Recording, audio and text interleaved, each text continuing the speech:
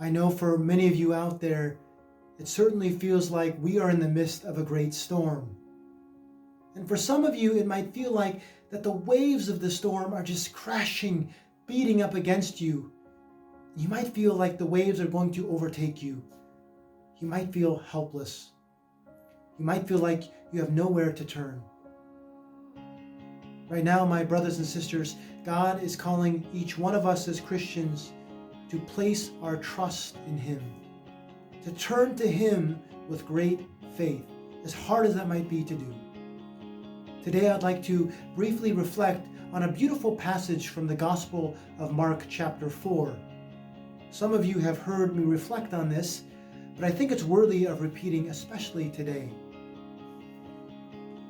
This is Mark chapter 4, verses 37 through 41. Suddenly, a great storm came up, and the waves were crashing over the boat so that it was almost swamped. Jesus was in the stern, asleep on a cushion. The disciples awakened him and said, "Teacher, do you not care that we are perishing?" Then Jesus stood up, rebuked the wind, and said to the sea, "Quiet, be still." He then said to his disciples, "Why are you so frightened? Are you still without faith?" They were filled with awe and said to one another, "Who can this be, that even the wind and the sea obey him?"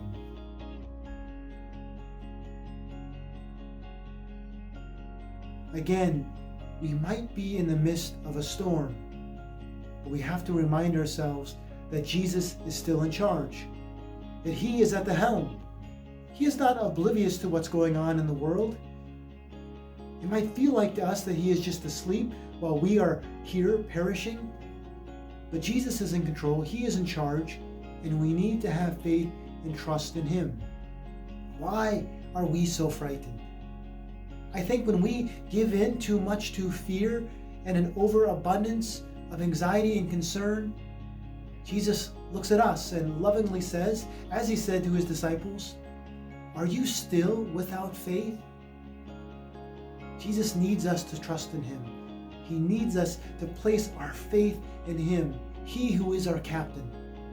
He will guide us through this storm. He will lead us to safety. We have to have faith.